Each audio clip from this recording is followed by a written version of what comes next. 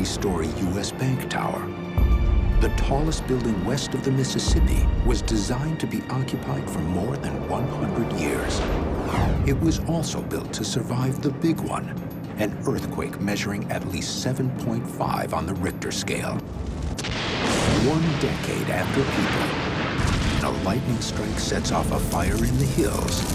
The mountain fires that we see virtually every year here in Los Angeles would penetrate into the urban setting.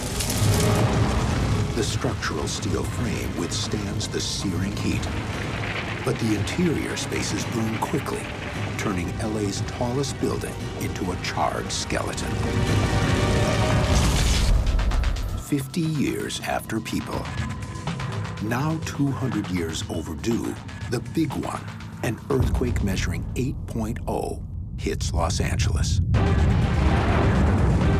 The top 21 floors have earthquake-damping struts installed between floors. But after wildfire damage and years without maintenance, they can't fend off the inevitable.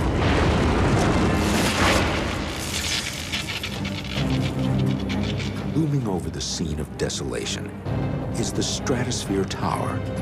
It is the tallest freestanding observation tower in America. But perhaps its most distinctive features are the highest amusement rides in the world, including one that dangled visitors 64 feet over the edge of the tower on a mechanical arm. Although neighboring California is notorious for earthquakes, Nevada experiences thousands of its own tremors every year.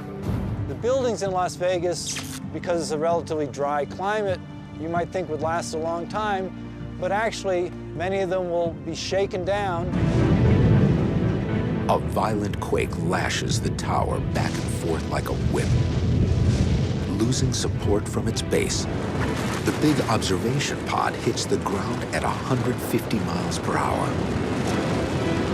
The entire tower smashing in a cloud of debris.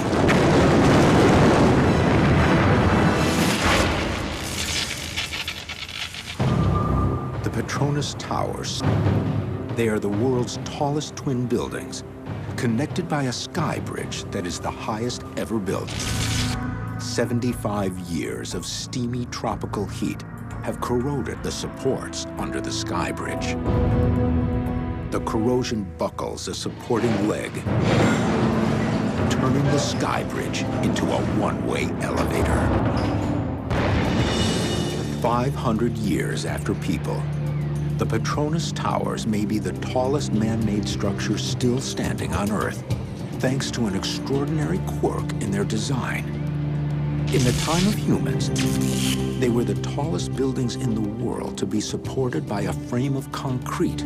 Most skyscrapers around the world are steel-framed, but Malaysia doesn't have an indigenous steel industry, so these are unique. But 5 centuries of exposure to tropical sun and torrid humidity has weakened the super-strength cement. The collapse begins where the columns are thinnest, at the top. Cascading debris from one tower triggers the collapse of the other. In seconds, the monumental structures are reduced to dust and rubble.